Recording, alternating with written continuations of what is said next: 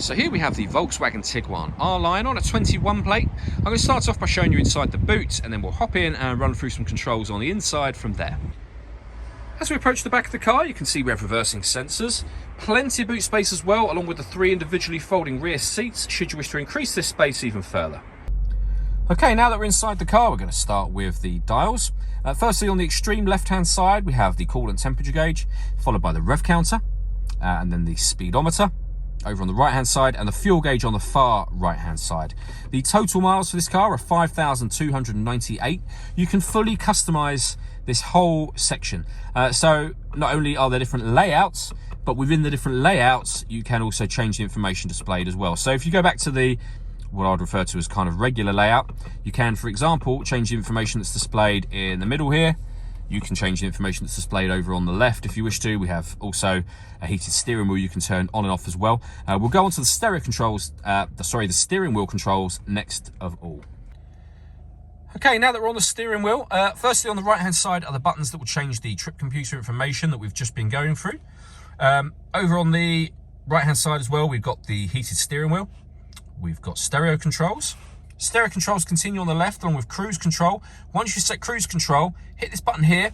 This car is able to maintain its own distance between itself and the car in front, both speeding up and slowing down automatically depending on the car in front's speed.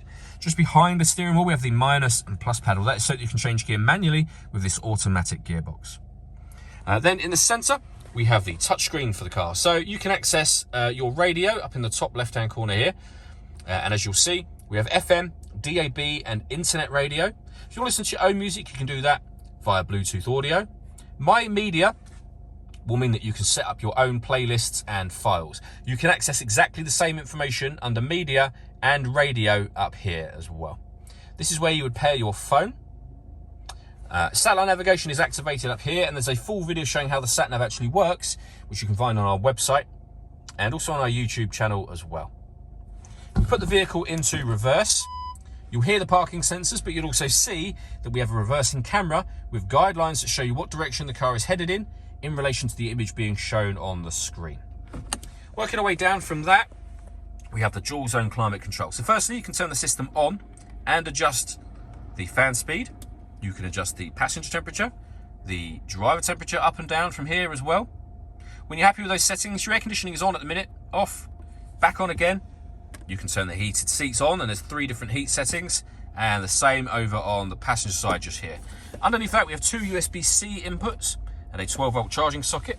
The gear lever for the fully automatic gearbox with an electronic handbrake with auto hold function. We can turn the stop and start off. This car is designed to cut out when it's stationary in traffic to save you fuel. That system is now off. We can turn the parking sensors on and off.